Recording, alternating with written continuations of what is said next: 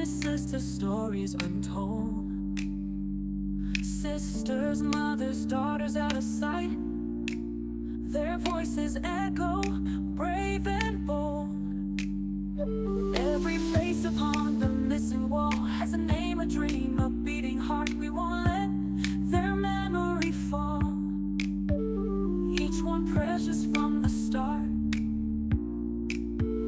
They matter, every single soul. They matter, we won't let go. Stand up, speak out, don't turn away. Search for justice every day. They matter, and we'll never stop the fight. They matter, every single soul. They matter, we won't let go. Stand up, speak out, don't turn away. Search for justice every day. They matter, and we'll never stop the fight. Indigenous people, strong and free. Women, men, and children too. Your lives have meaning, you belong. We hear your voices call. All lives matter in this sacred space. Every soul within our human race. True seekers, doubters, unite. We are family, we'll make this right. We will stand up and join the fight. Fight on! They matter, every single soul. They matter, we won't let go. Stand together, search as one, until every case is done. They matter, and love will light the way. Red dresses dancing in the light, reminding us to never give up the fight. We all matter, we all matter, we all matter. One human family, standing together.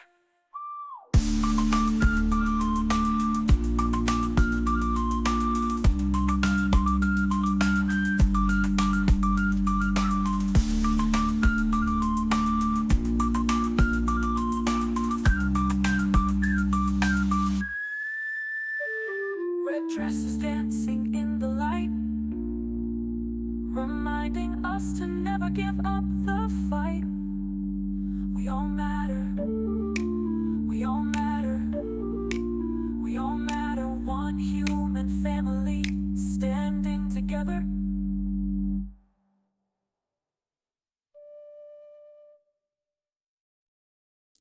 Live on the air, it's Trial Junkies United with your host, Z. Greetings to all my truth seekers and justice warriors out there. I'm your storyteller in the wilderness of injustice, Z, and my ride or die doc is riding shotgun as we navigate the darkness where the predators hunt and our system fails. It's Thursday night on TJU, so you know that means our community is going to talk about our weekly dedication to the MMIW and MMIP, missing and murdered Indigenous women and people. And we're ready to highlight overlooked stories that society wants us to keep hidden. But tonight, it really feels special because instead of going into a case that we're going to analyze, we're actually emphasizing prevention and empowerment. Every week, we gather to honor these stories and demand justice and ensure that these voices are not silenced. But we're going to be joined by someone really special. She's an advocate, Kola Shippentower. And the project she has started is really a prevention-focused initiative that directly empowers Indigenous women. And this is something that the kind of grassroots advocacy that we need to see. So buckle up. Tonight's journey takes us not only through the nightmare they call the justice system, but also toward the light of a real solution and empowerment. Let's give Kola a huge, big welcome from all of us. How are you doing tonight, Kola? I am doing great. How are you? I am so pleased to have you join us. I have been watching you on Facebook and your Instagram page, and I'm just wowed by everything that you have accomplished. I know you're married to an awesome gentleman and have beautiful, beautiful boys. But what other interests give us a little bit of your background, your interests that you have. Yeah, absolutely. And thank you so much for having me. But Tots Kolawa and MMUMA Kolatiwama in Winikisha Kola Shippentower to token Tim Kiwash Tamhayam Nishawi Kunik Paitsa. Good evening, friends and relatives. My name is Kola Shippentower. My Indian name is Tamhaya, and I come from the Confederated Tribes of the Umatilla Indian Reservation in Eastern Oregon. And like you said, yeah, I'm a mom, I'm a wife. Those are probably the two titles that I hold closest to my heart. But most notably, I am an advocate for the MMIW movement. That kind of just really sums up everything. But I think what you want me to get into is that I am also a two-time professional athlete, the first sport being that of mixed martial arts. I do have a brown belt in Brazilian Jiu-Jitsu. And then I'm also middle linebacker for the Oregon Ravens, which is out of the WNFC, the highest level of women's professional tackle football. I am a public speaker and a personal safety consultant. That's the job that pays the bills, but ultimately, just really wanting to fight and be a warrior for our people, Indigenous people all over Turtle Island, in hopes of bringing answers, solutions, justice, in whatever form that looks like for us. Our idea of justice isn't necessarily the same as Western civilization would like to see it, but in a roundabout way, we always get ours. So that's kind of what we're fighting for and what we're hoping for. But those are some of the other hats that I wear. I do many other things. I do a lot of fitness things. Have to when you're a professional athlete, but I really do enjoy and try to spend most of my time with my family. And we are very involved members of our local longhouse. So we do gather, we hunt. My husband actually works for our tribe as the fish and game officer. So that is him protecting our treaty rights as Indigenous people to be able to continue gathering and hunting on our homelands, and being able to do that freely without anyone else trying to step in and tell us not to. And that's something else that we're really showing our boys and what they can do and how they are able to exercise their own rights as Indian men. But yeah, that's kind of me in a nutshell. Oh, I'm just really, like I told you personally, I'm very impressed with everything that you accomplished. But what we were going to talk about is we know there's all different kinds of advocacy. We know there are people that, we put out the missing persons information. There are people that have actually joined in the searches, that have formed groups. But you've taken a different approach, and I love it. How did you come to do this kind of approach? What happened to cause you to think outside the box? So I think when we talk to advocates in this space, you're actually talking to family members. You're talking to families and friends and relatives who have lost a loved one or is still searching for that loved one. And so when this work kind of comes into our path, it's not necessarily we sought out to go and do it. It just kind of happens, and it's kind of creator lays this in your path, and you've got to be ready to pick it up and do what you need to do with it. And I think that had happened for me in 2016, and this is when the First Nations people in Canada were kind of really starting to push a little bit more of like hashtag MMIW, MMIP. And those of us down here in the US were kind of hearing it a little bit, but it wasn't too present for us. But at that time, I had a cousin who had gone missing, and we had been searching for her for 2 weeks. Our family was making the reports that we thought we were supposed to be doing, getting a lot of pushback from law enforcement. And it took a community, a group of people, just friends and family of ours, to say, hey, what if we were to, do our own search? Like, this isn't backed by the police, but obviously they know we're going to do this. But are you guys okay with that? We said, yes, please. Nobody else is helping us. And after 2 hours, they were able to locate my cousin's body in our river on our reservation. And so that kind of really hit me at that time of, why is this happening? Not only to my people, but I keep hearing more and more cases. And in that same year, my little brother was actually killed in Portland, which is a city about 3.5 hours away from us. So it was really starting to impact our family directly. And I started to feel the this huge weight on my shoulders of, we've got to do something. And between myself and another community group, we were starting to do more and more research, started kind of, opening up to our community, saying, who else has had cases like these? Who else has had missing loved ones or loved ones who have been killed? And talking within my own family, my family has been facing this for generations. My dad is a residential school survivor, and he's had tons of cousins and siblings who have gone missing that he hasn't heard from, or we find out later on they were displaced, and then later on down the road, because people do get older and they age and they've passed on. But we started to realize that my family directly, the Shippentower family, has had so many cases like this. And it was only a few years after that had happened to my cousin and my little brother that my aunt and another cousin were killed and on our reservation. And during that time, I was really being asked to come to conferences, come to spaces, hold different gatherings, and tell these stories of how our loved ones are being taken away and what's going on. And then we're being questioned in those spaces, almost in the same breath of, well, what are you guys doing about it? Was she drinking?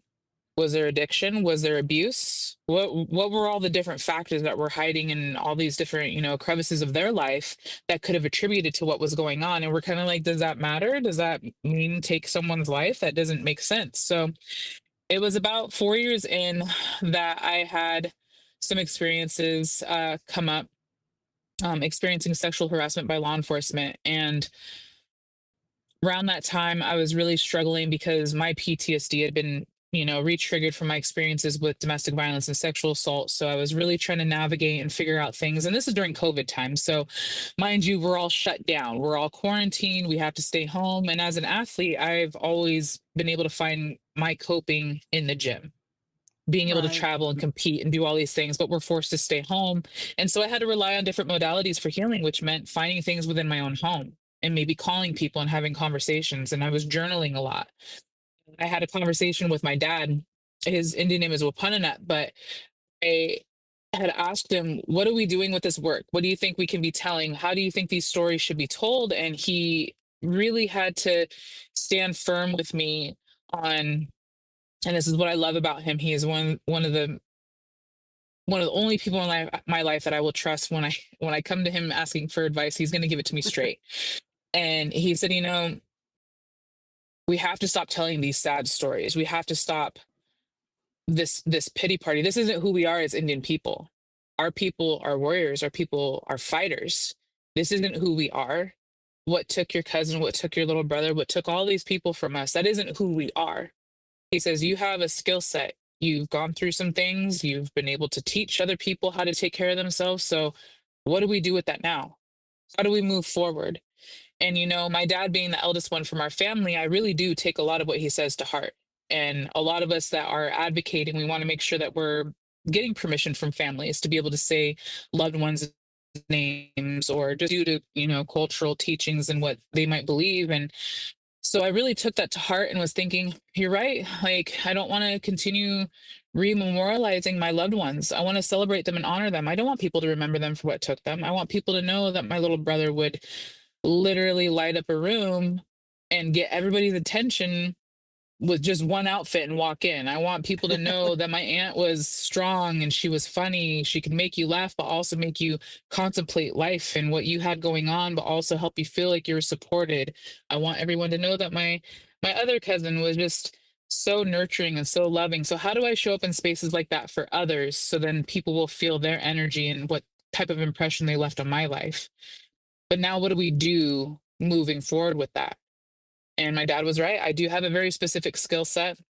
I think one of the main things I'd really picked up during those 4 years of going into rooms and talking to law enforcement, government officials, people who are writing legislation, is that I really don't have any sort of filter when it comes to speaking. I was saying the things that everyone else was Right. thinking, but were too afraid to, or who are too bound by red tape to say. I was being invited into spaces of like, you know what? I can't say that, but I know someone that will, and she can, and she's going to, regardless of the platform we give her. If we don't give it to her, she's going to say it. So I kind of found this reputation of being able to look at these individuals, and most of the time it's older white men who are in Yeah. these spaces, and being able to look at them and tell them exactly what they're doing wrong, and that we know that they're doing it wrong and they're not doing their jobs, and what we're going to do about it. And so I started creating and developing the Wasautsa project, which is a personal safety plan. And what makes it so special is that it is something that is empowering and motivating and inspiring to individuals that take the training itself to help people understand I'm worth the search. I am worth the attention. I am worth the the media. I'm worth all of that, just like everyone else in this world is. But I will do everything I can on my side to take care of myself and to advocate for my own personal safety. And we have people leaving these classes almost like a little bit taller, a little bit bigger, because that's what I'm coaching. I'm telling everyone, like, you should be taking up space. You should be bright. You should be loud. You should be bold. You should let people know when you enter a room. You should let people know when you're leaving a room. You should do all of that because that's who we are as Indian people. We take up space and we deserve that space, and it's rightfully ours. And on top of that, we're able to take the first 48 hours that law enforcement tells us is the most important and most crucial. All of the questions, all of the research, all of the investigations, things that they're doing, we're taking all of that and we're putting it into a pretty little PDF and saying, we did it all for you. It's essentially calling out law enforcement on their shortcomings, saying, you can't give us these excuses of you have to wait 48 hours, or, oh, they're an adult, they have to live their own life, or, oh, they're probably just another runaway, just wait for them to come back tonight, or, oh, this is the second time you've called us on them missing, so, they probably will be back home, and all these different things that we've had thrown at us. And we're able to stand firm and say, nope, that wasn't a part of our safety plan. And nope, I'm smart enough to know that you can't tell me I have to wait 48 hours because that's not a law, that's not a code. So I feel like my work has really turned to and pivoted to being called into spaces to tell law enforcement we are smart. We know what we're doing now. We're educated, we're informed, and this is what we're doing on our end. Now you need to do your job. So my advocacy work went from telling these stories of our loved ones, and I won't ever discredit or minimize the work that other family members are doing and other advocates are doing, because I do believe that certain cases do deserve a lot of attention, especially the ones that we know that are so new. Please continue telling those stories. But, there's obviously the other side of the spectrum for some of us advocates that are just like, we're in a different space. We're in a different time with our healing. And so this is what it looks like for us.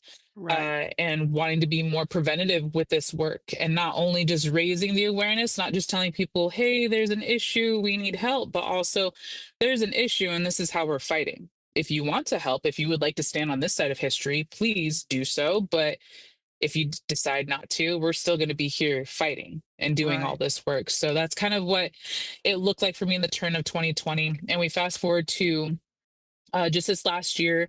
I am actually also the co-chair of Umpqua Advocacy, which is a nonprofit based out of Grand Ronde, Oregon.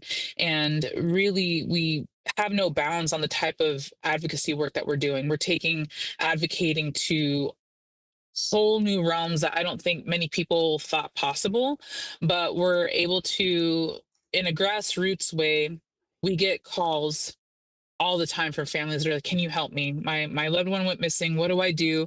And we're able to help families step by step. What does it look like? What can you expect from law enforcement? What can we do now? We have templates ready to go. If people need a missing persons flyer, we are able to push those out really fast. We have connections to different media outlets to be able to say, hey, can you start blasting this on your page? And so we get more attention around it. And that's kind of one of our main efforts in being able to help families directly, and then able to provide them with some resources or funding when it comes to those search efforts. If they need things printed, if they need water, if they need, fuel to get to places. So that's what we're helping out with there. But we had talked about this before, is we're able to take these other modalities for healing. We have people who love art, love photography, fashion, they're writing poetry, they're wanting to utilize their own platforms, but how do I get started? Can you guys help me? So we're really, nothing is ever off the table. We take ideas from all of our board members who are coming from all different walks of life. One of which actually works in our state capitol right alongside Tana Sanchez to be able to help with the legislation portion. But I leave that kind of work to those people, because I'm like, you all look amazing in those marble hallways, but I want to be out here in the grind. I want to be out here in the hustle, like on the reservations with our people. That's where I feel like I work best. But That's what advocating is looking like for us now, is being able to provide spaces for family members and other advocates to be able to come together. We just had our annual MMIP awareness walk last weekend, and it was amazing to see all these different families and people from different communities coming together to walk for the ones that can't anymore, but also to see performers who were coming out to dance for their loved ones and to be able to honor them and celebrate them in a really good way. And just hearing so many different people's voices and their journey in whatever space that they're in right now. And that was a really good kind of end of the summer for us. And it really, it showed different communities, and especially in the small town of Independence, Oregon, we had a lot of non-natives that were like, what is going on? What's this music? Why, where's all this red coming from? What's going, the red handprints? And people were just so excited to see this presence. But then once they came into the space, they were like, whoa, like, is this happening here? And we're like, yes, absolutely. Like every Yeah. reservation you go to, even off reservation, native people, we travel. Imagine that. We move off reservation to other cities, and this is happening everywhere. But that's what advocating is looking like for me now. And I mean, I base a lot of my work around the Wasauta Project. I truly feel that our chair, Amanda Freeman, really understood my approach with this preventative angle and wanted that on her team. I'm also a board member for the Women's Foundation of Oregon, and they were like, where is this Indian chick been? Because we've been needing a voice like this, but also we love this safety plan. Where can we get this and how do we get this? And so Right. it's not just for Indian people. I've been able to provide this coaching for everyone from every walks of life to be able to tell them, like, what could we do just a little differently to, help Exactly. you be just a little bit safer. Like, let's just make sure everybody's making it home. That's the ultimate goal, but that's what it's looking like for me now. And I think that's what impressed me. You are getting a lot of love from the chat. They're happy you're here. They wanted to know if you had a website. Doc will be putting that in the description so you can go check it out and get a copy of her worksheet. And just to talk about the worksheet a little bit, it really is. It's making an agreement with someone in your family so that they know, like, the codes on your phone, on your devices. So if somehow you do disappear, they're able to get into things. You don't have to wait for the police, or the police just won't do it. You don't have to wait on anybody. Your family is empowered then to Hmm. do something, you know? Yeah. I think the common misconception with most people, especially when it comes to runaway cases or missing person cases, is we have their phone. Can't you just look in their phone?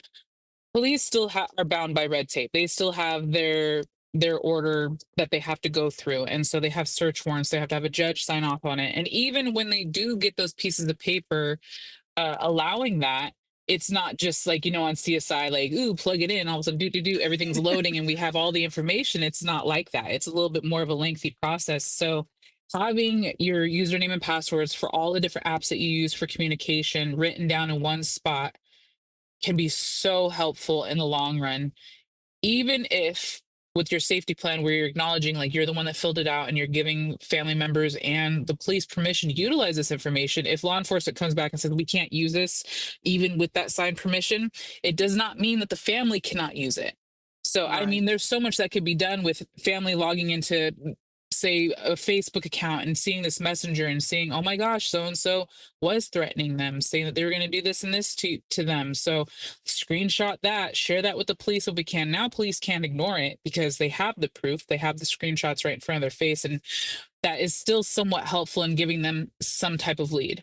And right. if there's anyone else out there who isn't afraid to post things publicly, like myself, if I have a screenshot of someone threatening another individual, I'm going to post that. I'm going to light them up. I'm going to be like, look at so and so is a dangerous individual. We need to bring attention to this.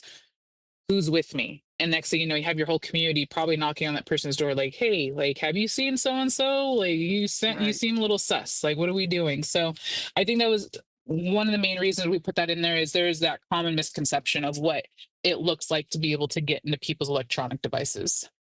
And I think that's brilliant because, and okay, if you're a teenager and you're a little suspicious of mom having your data, you've got to have someone in your family that you trust with that data, that they're just not going to go tippy toeing through it. This is an agreement in case something happens to you. I think the biggest mistake a lot of young people make is it will never happen to me, you know? And then Yep. you're the one we're telling a story about because it did happen to you. So Yeah. be empowered. Absolutely. You're in control. This gives you total control. That's what I like about it. And I love that And you talk to anyone children. And anyone that's going to look at this safety plan and kind of like, oh, I love this, but this really does put a lot of my intimate information out there. What if it gets into the wrong hands? That's why we're having the discussion during the training of you've got to identify your support. This is like your ride or die Right. person. This is the person that would wake up at 2 o'clock in the morning for a call from you if you needed help. And that's gonna be the first person out the door, like saying, where are you at? I'm gonna come pick you up. Like I think we all in our mind have that person. Some Yes. people unfortunately don't, but we also have an approach to that. So most of the time when I'm doing these trainings, I'll get questions about like, how should I store this? How should my support keep it? And obviously, a safe lockbox would be nice if your support has one, but keeping it in a sealed envelope. So then you kind of have this conversation of trusting one another of like, hey, there's some really intimate information here. I would really hope that you would never access this unless you need it to relocate me or to bring me home. But I'm trusting you with. Oh, you cut out, darling.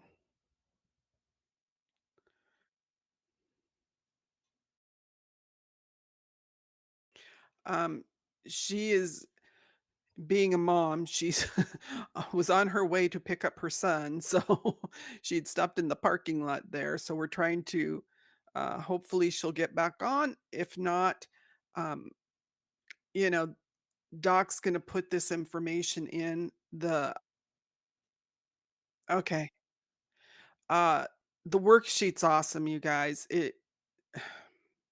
Cola is so right. It really does answer these questions, you know, like even describe what you're wearing, what kind of security do you have around your home. There's a lot of things that you can fill out. What security you think you need around your home. Also, do you think you need some survival or not survival, but some training, so that you can protect yourself?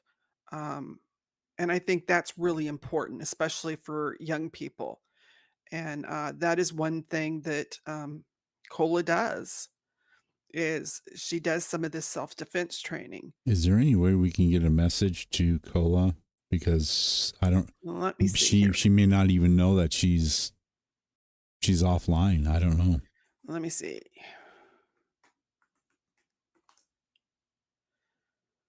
There, I sent her a message to see Okay. because she actually she's got to be in an event tonight because she has to practice a dance, which is amazing. Oh, I tell you, she wears me out. This woman's so busy. But I love, her work and that to do something preventive, to put some things in there. Even I think in the, worksheet, if I'm not mistaken, it even talks about, are there people for them to look at? Is there someone in your life that, is a red flag? And there's a red flag list where you can put their name, put their occupation, how you know this person. So I think that's really important. The link's not letting her back in, Doc, Oh. Okay. I'll send her another link.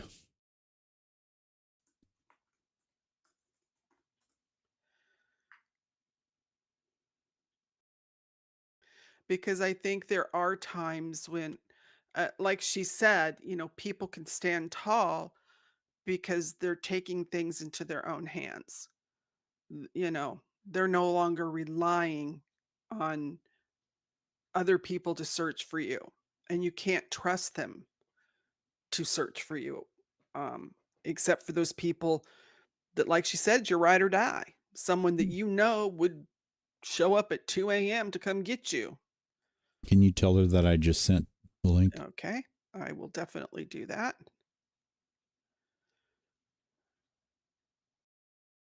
Let me see. Join room with camera. Okay.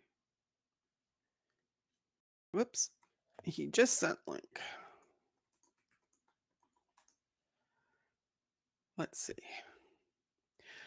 Technology. We love it when it works, and when it doesn't, oh well. Mhm. She also has a podcast. Let's see. We're going to put both groups. Like Doc said, he's already got those in there. Her Facebook, it's Kola Shippentower. Her Instagram, Kola Shippentower, so that you can see.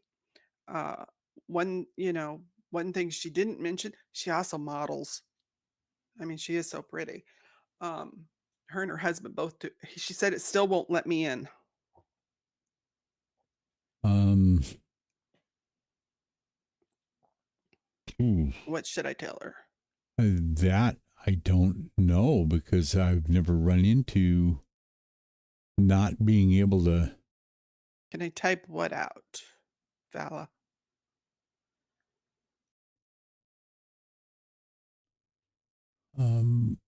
There we go. Okay, now. Okay, let me get you back in to OBS here. Properties. Yay, Doc's at it again. What can we say? He gets me out of more trouble. My camera started like flashing, Uh-huh. and then I could hear you for maybe like 5 seconds, and then all of a sudden you sound like a robot. And then my whole screen went black. I was like, that wasn't supposed to happen, I don't think. No, that's not supposed to happen. No, I was letting them know that there's a red flag section. So if there's someone in their life that, hey, they're sus. This is someone to be suspicious of. If something happens to me, you go look at this person. This is how I know them, and this is their occupation. Any information you can give about. I mean, that's awesome because sometimes people don't know where to start looking. And Yeah. I love the idea of giving the power back so that you're not a victim. You have Hmm. control here. They might take you, but you've done some pre-planning so that hopefully your family is able to get to you quickly. And that's what's important, Yep. Absolutely. and I was telling the group that, like you were talking about the different types of healing that everybody's in, because with you talked about the mindset that some turn to art. You've done some modeling for some Native and First Nation designers, which I think Hmm. is so cool. And if anyone, please look up for some of these design, that are Native and Indigenous. Beautiful clothes, beautiful. Um, how we can support is by buying their products. And just think about that. Look for Native and Indigenous stores to help. But back to the safety plan. Um, like I said, you got the red flag area, and doing your devices so that they know that, hey, you can get in here. You'll know who I've been talking to, and if there's someone you should go looking for. But also, you teach some self defense to some of the younger ones. And because this is information that needs to get through all of Indian country, it needs to get to all of us, um, to take our power back. And I think letting the young ones know that you're not always safe on the reservation. I think sometimes I had someone else tell me that the young ones always think, I'm safe here. Nothing can happen to me. But unfortunately, bad people can come onto the reservation and they don't think about that. And sometimes there's bad people on the reservation. So they have to protect themselves. They have to have their worksheet. And I think it's you know, it's I think it's just the power empowerment that you're giving them, Cola. I How do you feel about that, Kola? Because looking at you, I can see the wheels turning. Well, there was a lot of things there that Z said that I'm just like, well, I mean, so I'll try to tackle a couple of these things I was hearing as you were speaking. Okay. Uh, Oftentimes, because you're talking about kids thinking like, oh, nobody's going to come out to the reservation and hurt us, and this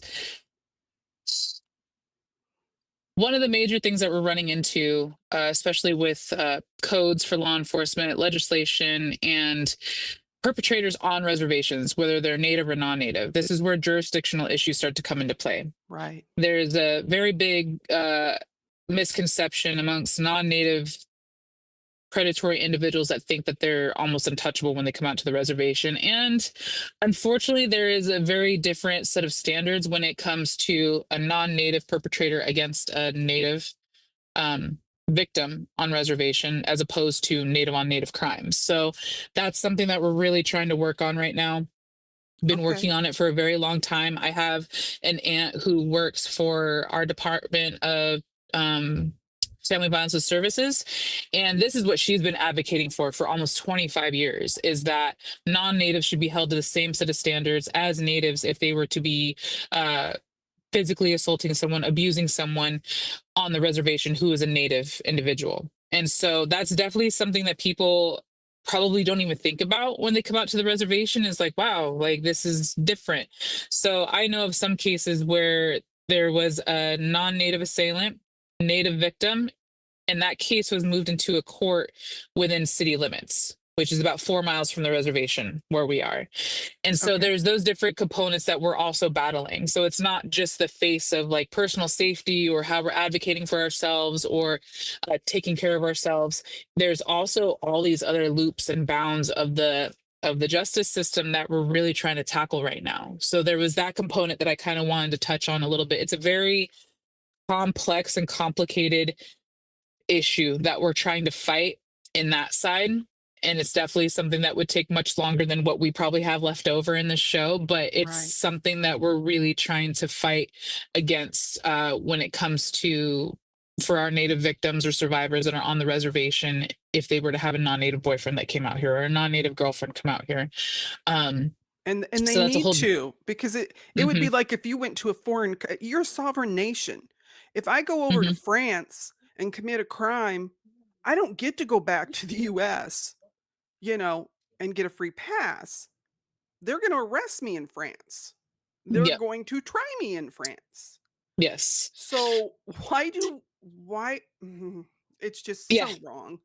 it's very complicated, but fortunately I believe it was about, I want to say about 10 years ago, our law enforcement was actually able to get cross deputized. So, say if a high pursuit chase started on the reservation, our tribal police can actually continue that pursuit off reservation, however far it needs to go within the state of Oregon.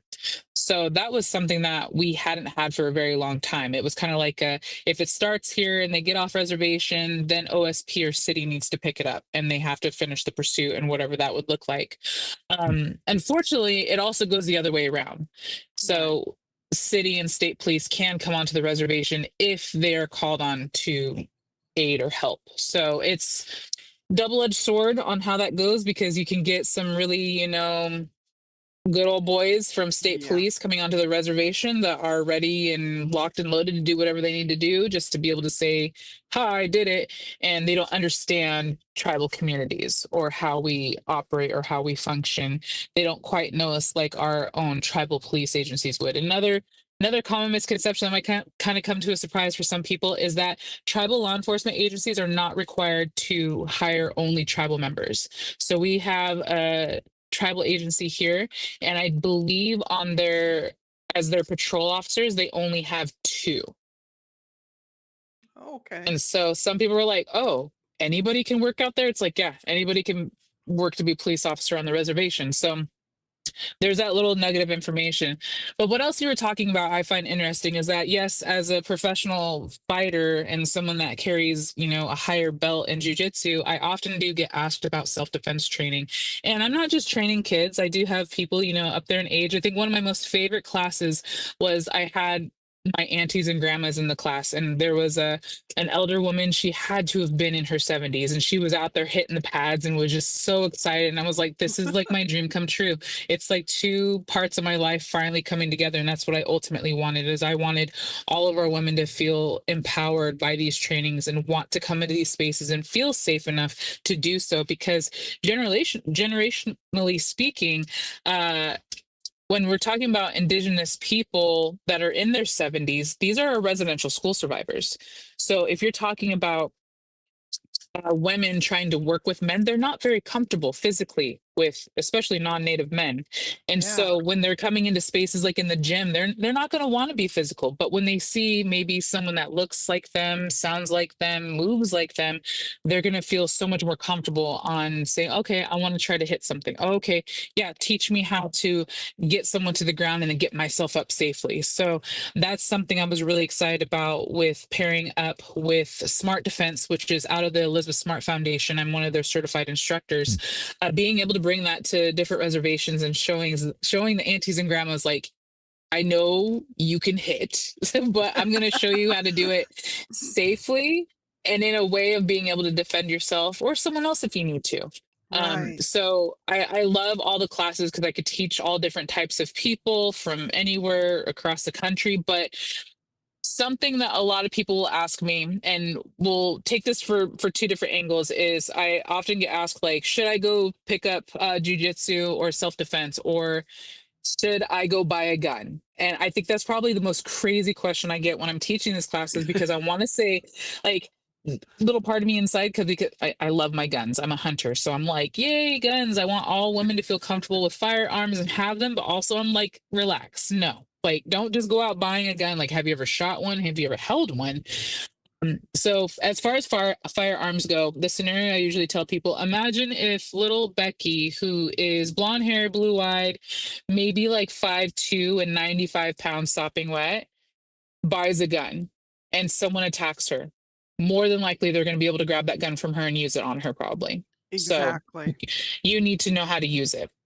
Same thing goes for self-defense training. I know there's some people who assume, like, well, if you get this false sense of security that you're able to be physical with people, then you'll do this and get yourself in a more harmful situation, which I don't thoroughly believe in. But what I am a huge advocate for when it comes to any sort of self-defense training is you have to be consistent with it. So as much as I love holding a weekend self-defense class and safety training with different people, what I teach you in 2 hours on a Saturday afternoon, I highly doubt you're going to retain any of that information, any of those movements, uh, even the next day, let alone maybe a month down the road, if you happen to be in an intense, hostile and aggressive situation where it calls for you to defend yourself. So I try to encourage people who are taking the classes with me, let this motivate you to find a gym in your area that you really want to go to, because we have programs available through like Indigenous Vision or with Smart Defense, where they provide scholarships, especially to individuals who can't afford to be able to pay for those kind of classes. Because I mean, they're expensive. Jiu-jitsu Right. training, good gyms, good training is really expensive. So having those resources available to individuals that really want the training, we try to make it available to them. But I really love when people are able to do the research for themselves, find a gym that's going to be really good for them, and to stick with it. Like, you have to Right. be able to train at least 2 times a week. And even with firearms, you have to find someone who's accredited, who knows what they're doing, and have you out there on the range like at least once a week, so then you're somewhat familiar with a gun or even with a knife. I also push different, we have these self-defense keychains. I'm pretty sure everybody's really familiar with those, which I love because it doesn't require any sort of training. It just requires the mentality of, like, you have it, if you need it, be ready to use it. So love those as well. But really, that's what we're trying to push in these self-defense classes. And oftentimes people think, oh, I have to take up boxing or jujitsu or some sort of crazy, really high contact martial art to get self-defense training in. And I have to break it down sometimes for people. You could go take a yoga class. Self-defense is the training of understanding situational awareness and body awareness, understanding how you can safely get to the ground and then get back up. That's yoga. Like, Okay. it could be as simple as that. Understanding what your body is fully capable, the mechanics of it, and getting good technique. then you could start progressing into things of like, okay, Uh-oh. Whoops, can't hear you. I think we lost her again. Let me see. Can't hear you. No sound. Uh, Yeah, because she's gone off the screen again. no sound.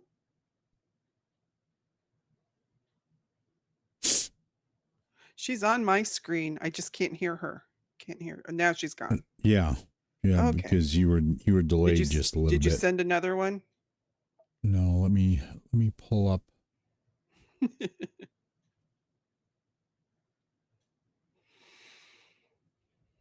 Oh, there she is. Yay. Okay, hold on. Let me get you back. There you are. Okay, can you hear us? Oh, We love our technology, everybody. It's good. When it's working, it's awesome. no, she was back. Oh, there she is. Kola, can you hear No, us? no. No. You're on the delay. I'm delayed. That's right. He gets to see everything right away. So she's. Yeah, let me. Kola's right. Yoga can be hard. So I kind of think really what she's talking about is muscle memory. That's why you have to continue Oh yeah. with the self defense so that it just becomes, a muscle memory that you just do it without having to think. Because if you're in a tense situation, you're not necessarily going to be able to react if you haven't continued to practice. I love the idea of the aunties and the grandmas taking the class because they need it too. I mean, everybody does. They need to be able to protect themselves and their family members. Um, so I think that that had to be a fun class. Okay, just send her another link. Hopefully she can get that and get back in.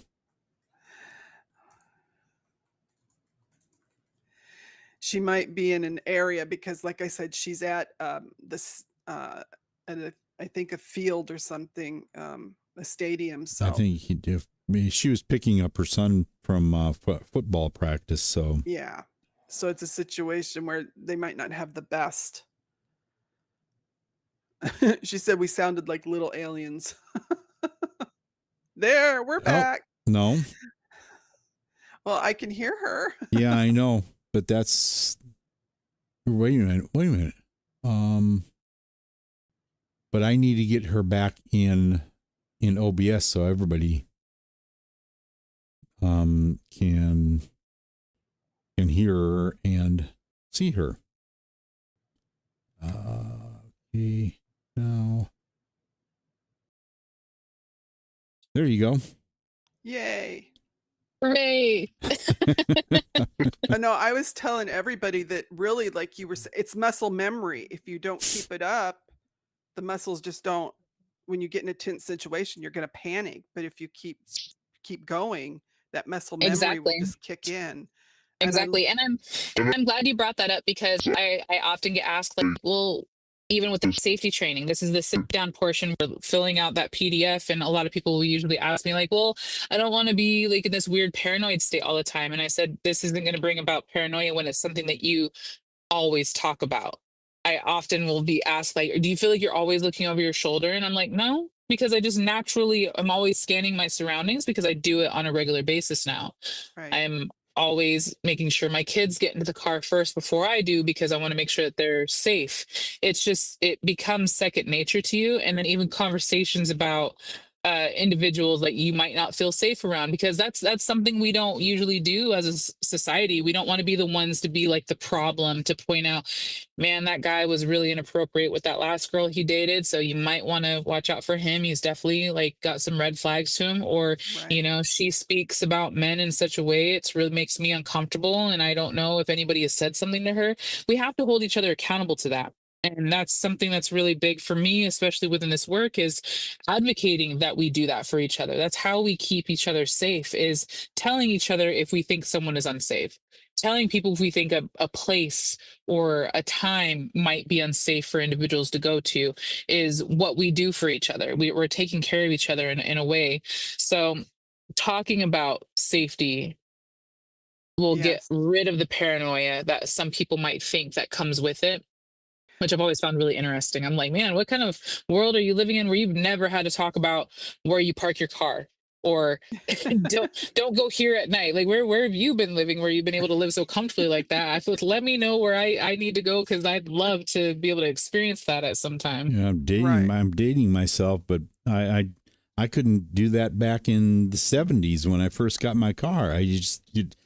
You locked it, and you always watched for whatever around your vehicle, because there are some bad people out there, so Yeah, yeah, absolutely. And I mean, we come from different sides of the world. Almost, it sounds like my dad was in the '80s hitchhiking to like Montana and the Dakotas, and I'm hmm, like, man, that was.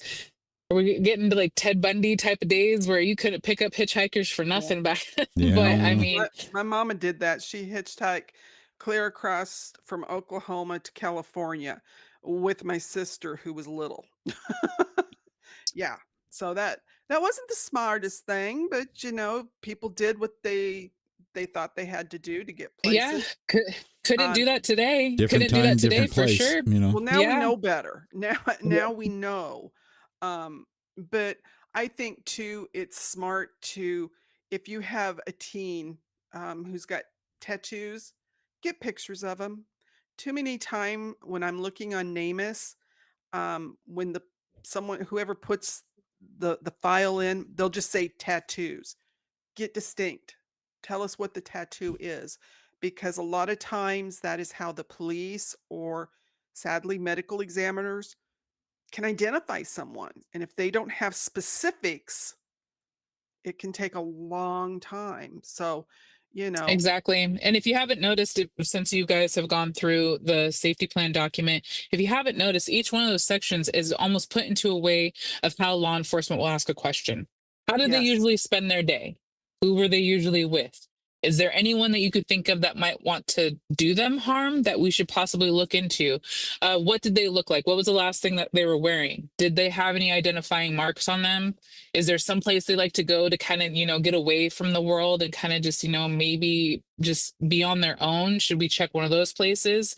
So going through that document, that's what we had in mind, is what is law enforcement going to ask within that first 48 hours? right. And how is your family going to be ready for that unless they have the answers? So I know that for us, when we were trying to report my cousin missing, and the law enforcement will ask questions rapid fire, really, really fast. And they're trying to they have their methods for a reason, but it's almost like they're trying to catch you off guard. But families who actually really do want to find their loved ones, it's hard to think of all these things in that moment. And if you don't have all the answers, oftentimes we have families be like, well, I just don't want to bug them. I don't want to call them if they're working on this, and I don't want to bug them because they may have forgotten something in their initial interview or getting their statement written down. So having a document like this alleviates a lot of that stress, a lot of that tension, a lot of, memory problems that we all have. And it just has it right there directly from the source, because Right. I can't tell you how many times where I sat there for that 2 weeks that my cousin had gone missing and thinking like, where are you? How could we help you? Like, what would you be doing right now? Or who are you with? And asking ourselves, like, what would she be doing? What is she wearing? Like, Right. how is she spending her days? Like, what was she what does she have going on? And just wanting to have that conversation with her, that could have had been all those breadcrumbs that could have been left behind for us to be able to locate her a lot sooner. We really don't know how long she was in that river for, and law enforcement will never really give you all the answers that you're looking No. for either. Unfortunately, we don't have advocates in those spaces that are truly for tribal communities, because you don't have tribal members being filled in those positions. And that's probably one of the other things that we're really pushing for. State of Oregon, we finally got a tribal liaison for the FBI and the state of Oregon, but unfortunately, they cover all cases that go to a federal level. So it could Okay. be anything from fish and game to maybe like a car accident or a DUI or any of those. So it's not specific to MMIW related cases. So it's not specific to even domestic violence or sexual assault or human trafficking or runaways. It's not specific to any of those. But I think we're making some strides in the right direction because when we met with him, we're like, this is what we need. We need a tribal liaison that is specific to these cases. Right. And we're really working towards that. That's something that I'm just like, oh, if that's one thing that I could help get to before I leave here, then I feel like I've done a little bit. And I think too, you need to have current pictures of your family members. We all have cell phones nowadays. It's easy to take a picture, you know, if especially if you have, if you have a female that changes her hair color a lot, which I wouldn't know anything about that. Yeah. Um, get a picture, you know, Yep. so that when it goes out, they're looking for the right person. Hmm. It's so important. Um, Well, a little trick, and you may have noticed this since following me on Instagram or on Facebook, is that I post my story pretty frequently. But here's a little secret: if I've posted it, I'm not there anymore. That's just one step for my own personal safety that I smart. do is. If I post it, you're not going to find me there, so don't go look for me there. But it will always keep almost this little bit of a breadcrumb of like, this is how she spent her day. She was at the gym, then she was in a meeting, and then she was traveling, and then she did this. So no one will ever have to wonder like what I looked like that day because they're probably like, you can go to her story and she's probably in the gym at some point, and this is exactly what she looked like. So that's just like a little tidbit, like a little safety trick that I do, just so that people will always have something current from me, but also if it ever came down to it, my husband could show law enforcement and be like, this is what she did today, this is what it looks like she had gone through her day. Right. And I felt like that was necessary for me just because it kind of keeps just almost a log for me. And some other people might use their social media like that already, and you might not even have thought like how, whoa, that could be potentially helpful in the future. And some people might be thinking like, well, that's why people are weird on Instagram and post every single movement of their day. Yes, Yeah. that might be why. So Well, and like Irish Amy and Fala just brought out, never post you're on vacation if you're on vacation. That's please don't.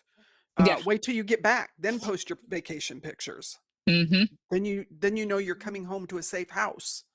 Yes. Um, and I think you were right earlier when you talked about if you're safety conscious and you think ahead and you're always prepared, you don't stress about it. It just becomes just like muscle memory. Hmm. You get out, you look around, you see where the vehicles are, you see where you're parked. You do, it's nothing to be scared of, and it's not you're running to raise your children to be scared. You're wanting them to be safety conscious. You just want Yep. them to be able to protect themselves, and this is how we do it as a family. Absolutely. And um I appreciate you so anytime you want to come on, please do. Um Anytime you have an update, if you want to share something, it would be awesome. Because you have a fan club here already.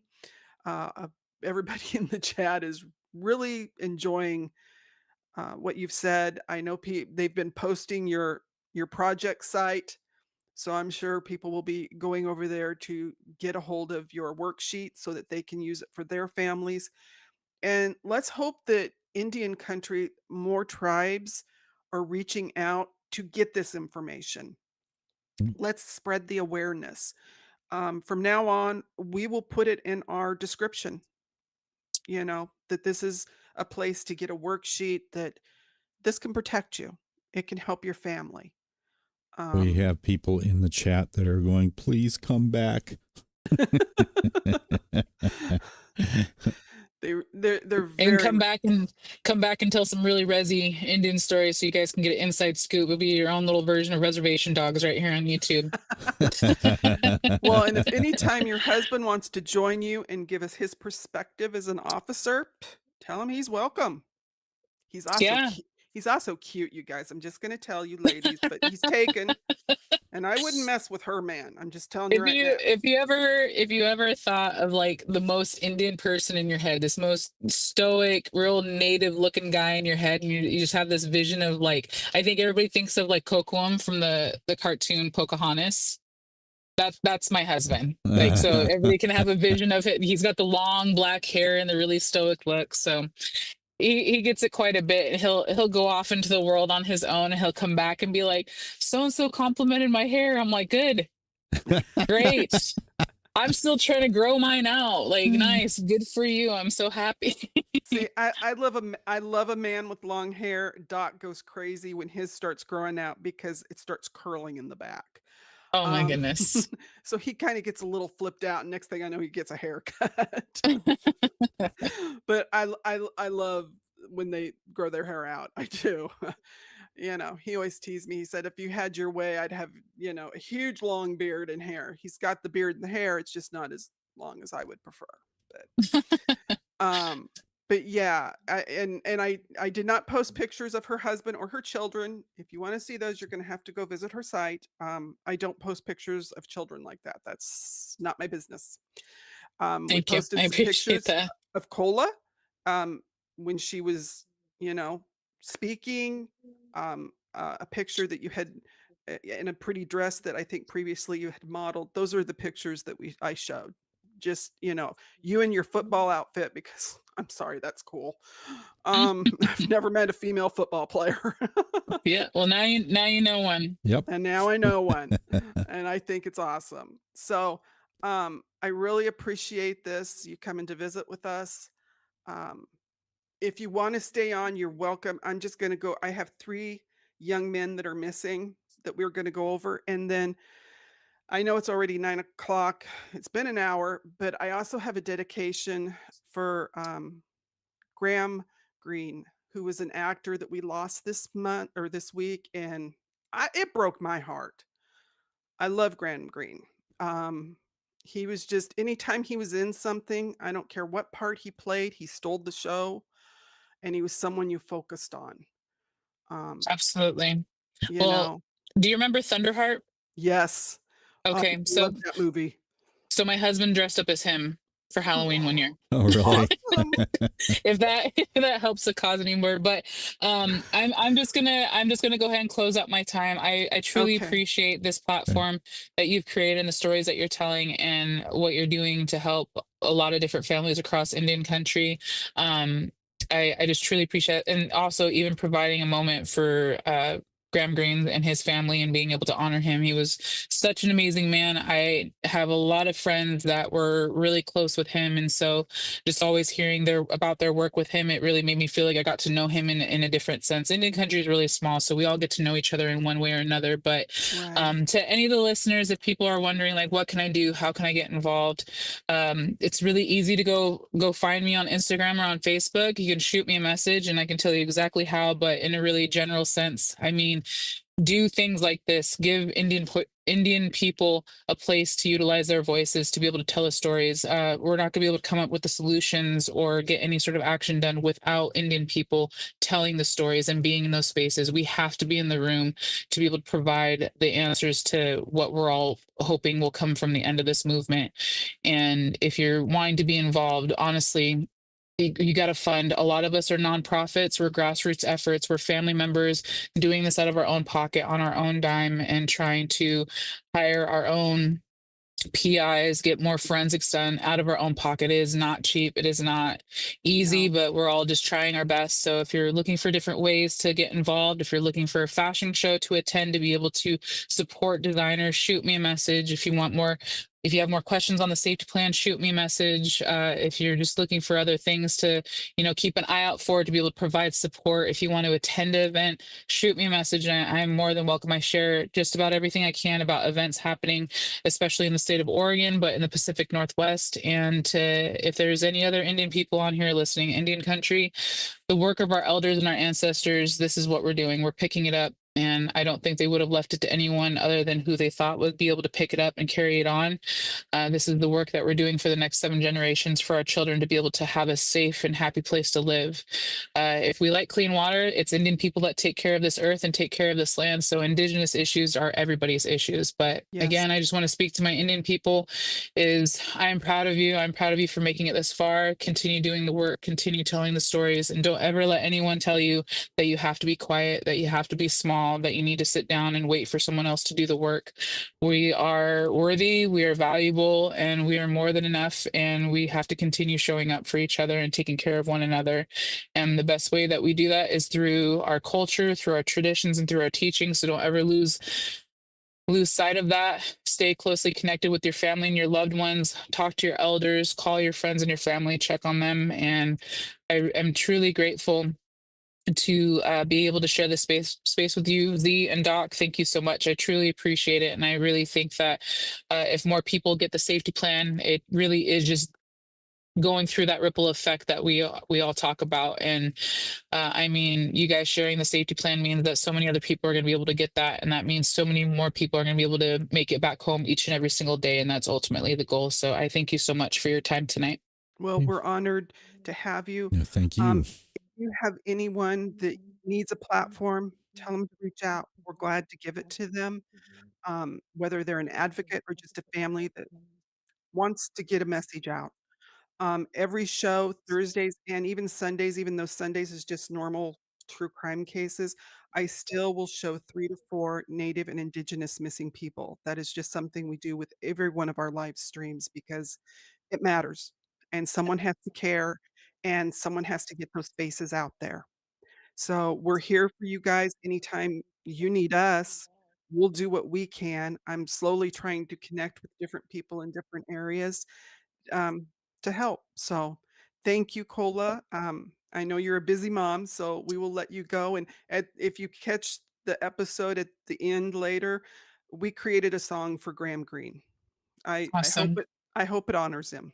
But thank you so Awesome. much, Kola. And All right. as Chris said, you're a rock star. Well, thank you. All Good, right, you guys, you have a good night. All good right. night, Kola. Bye bye. Okay, guys, let's show Kola some love. I mean, she was awesome. I was really looking forward to this. Our Now we'll go over our missing Indigenous people. I know we're going a little late, but please hang in there for us. The first one, this is Dejarlin. It's Desjarlais. And I'm sorry to his family if I mispronounced it wrong. Braden Zane. He's 17 years old, you guys. 6 foot tall, 140 pounds, brown eyes, black hair, last seen on August 21st. This is in North Dakota, Why not? no, Minot. I knew I was gonna say that wrong. The phone number is 701-852-0111. The next one is Jerry Dan Shalafut, and he's 15. He's up in Canada from the Sturgeon Lake Cree Nation Reserve. Um, and he was missing since August 28th. He's 5'7", 108 pounds, brown eyes, black hair, and the Valley View RCMP.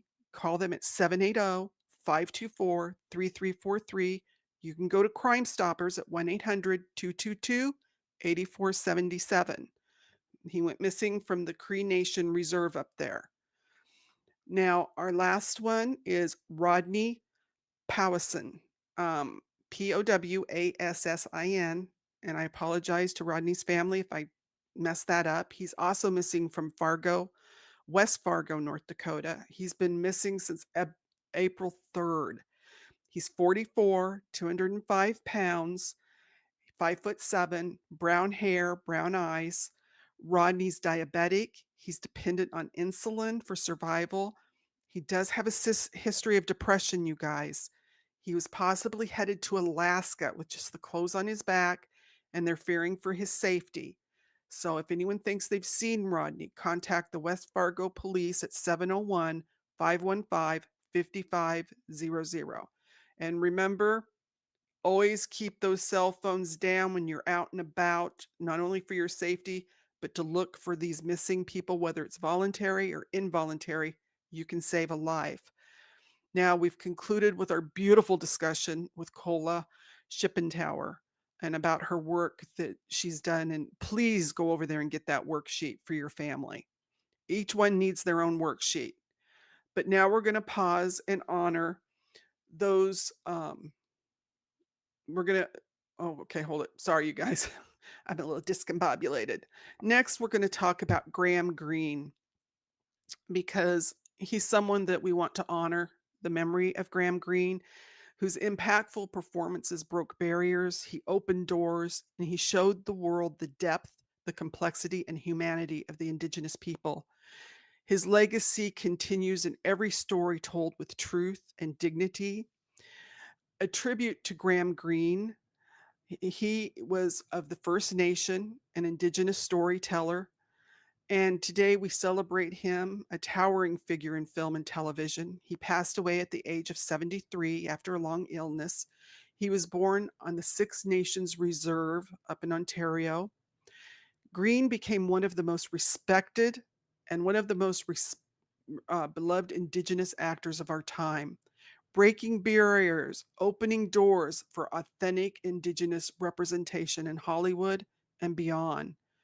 He had a trailblazing career that began in modesty in 1979. He debuted The Great Detective, but it was his memorable role as Kicking Bird in Kevin Costner's Dances with Wolves that brought him into the spotlight.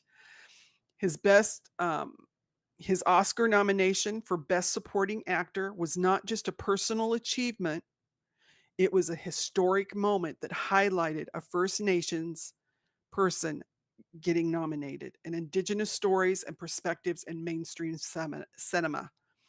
Over more than 4 decades, Greene appeared in over 200 films and TV productions. He was in Die Hard with a Vengeance, The Green Mile, um, films like Wind River, which everyone needs to see that, Molly's Game. He brought quiet dignity, wisdom, and authenticity to each role he had. One of my favorites Cola mentioned is Thunderheart. Please check that out. The ending is spectacular.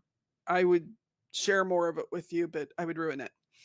TV series, he was in Defiance. I don't know if some of you remember that TV series. It was short-lived, but his part was awesome. His recent work in Reservation Dogs, he was also in 1883.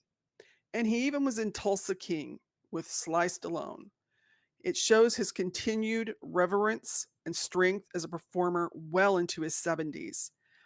He was also, for those in Canada, you will know the Red Green Show. And this is a picture of him when he was on there. And if you want a good laugh, he was hysterical. Talking about, he says, yeah, I saw that movie, Dances with Wolves. That Indian guy was okay. He should have won an Oscar. I love it. You can catch it on YouTube. Look the part up. It's awesome. I mean, he just had a dry sense of humor and it was just cool. But he was more than an actor. Graham Greene was more than just a talented performer. He was a cultural ambassador and storyteller who recognized the serious responsibility of representation. As a proud member of the, uh, I had this down, Oneida, I'm going to butcher it, Oneida. Onida? I had it before, you guys. I'm sorry. He brought Indigenous voices and experiences into spaces where they had rarely been heard with such authenticity and respect. His accolades tell only part of the story. The Oscar nomination, the Grammy for Best Spoken Word Album for Children, multiple Gemini Awards, the Earl Grey Lifetime Achievement Award, the Order of Canada, and the instruction into Canada's Walk of Fame. Behind these honors was a man of deep principles who chose roles that honored his heritage while refusing to be limited by stereotypes. He was a gentle giant's legacy. Those who knew Greene personally speak of his wit, his warmth, and his wisdom. Lou Diamond Phillips called him an actor's actor, one of the wittiest, wildest, warmest people he'd ever known. This gentle giant brought not just talent to his craft, but genuine humanity that touched everyone around him. Lou Diamond Phillips was on Wolf Lake. It was an old series about werewolves, if you like them. And also Longmire, where he played Malachi Strand, who was a nasty dude, but with a sense of humor. And it is a great performance. Green's influence extends well beyond entertainment because he paved the way for First Nation and Indigenous actors who came after him, demonstrating that genuine stories can connect with audiences worldwide. He proved Indigenous characters can be complex, multidimensional, and play key roles in gripping stories, not just a supporting character in others' narratives. Like Kola said, we're a smart people. Forever in our hearts, as we mourn the loss of this extraordinary man, we honor a life marked by purpose, dignity, and unwavering dedication to his craft and his community. Graham Greene didn't just portray characters, he embodied the strength, the resilience, and wisdom of Indigenous people that sharing those qualities with the world through the universal language of storytelling. He leaves behind his beloved wife, Hilary Blackmore, his daughter, Lily Lazar Green, and his grandson, Telo, along with countless fans whose lives he enriched through his work. His legacy endures in every Indigenous actor who takes the stage or appears before a camera, continuing the path he helped forge. Graham Greene once expressed through his performances what words alone could not convey, that First Nation and Indigenous stories, they matter. Indigenous voices deserve to be heard, and the people are essential part of the human story we all share. So tonight or this week or weekend, please find one of his films, a TV show he was on, and enjoy a true artist at work. Thank you, Graham Greene. Thank you for everything. The work goes on now. The fight for justice continues, and the healing persists. One conversation and one action, one person at a time. If Kola's work resonates with you, please visit the website, the project that she has to learn how you can get involved. Support Indigenous-led initiatives in your community, and most importantly, listen, learn, and act. Thank you for joining us today. Let's keep the conversation alive. Let's raise awareness and keep fighting for a world where every Indigenous woman, girl, boy, and man is safe, valued, and free. Until next time, I want you to take care of one another. I want you to stay informed and compassionate and pursue justice. Now we have a song that was made for Graham Greene at the end. I'll probably eventually put it together with more of his pictures and put it on social media. But for tonight, we love you all. Thank you for being here. I know I didn't get to communicate with you as much, but Kola was important to have. So I love you all. Enjoy the song, and ciao.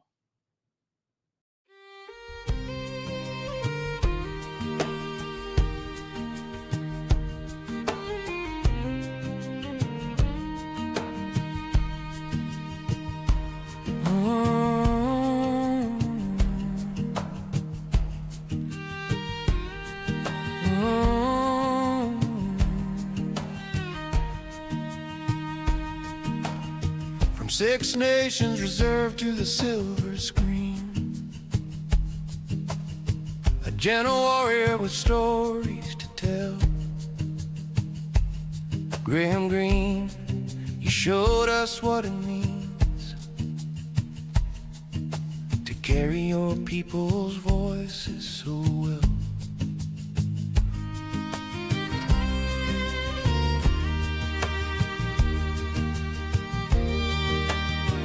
Kicking bird in the morning light, Oscar gold couldn't shine as bright as the truth you brought to every role. First First Nations heart, uncompromising soul.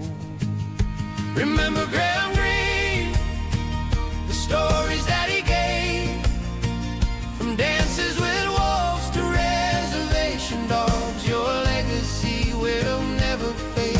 73 years of breaking down walls, oh, not a nation standing tall. We honor you for all you've done. Your journey here is complete, but your spirit lives on.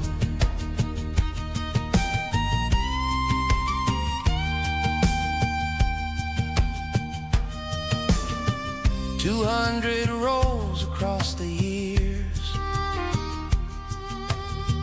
You broke through walls, you conquered fears.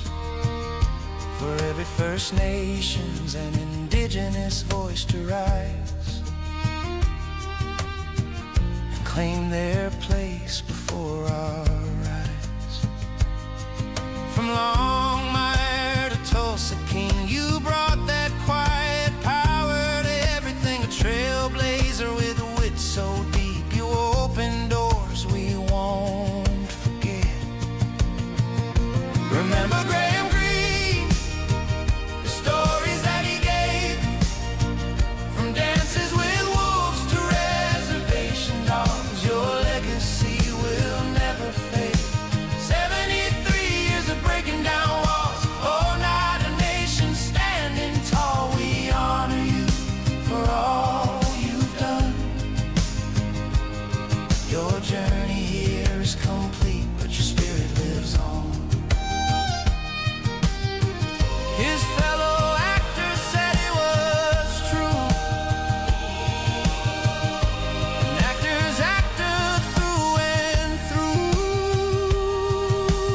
Witty, wily, warm and wise, your light shines through the paths you made for generations yet to come. Remember Graham Greene, that you have paid. First Nations, Indigenous voices echo loudly, because you showed us how to soar.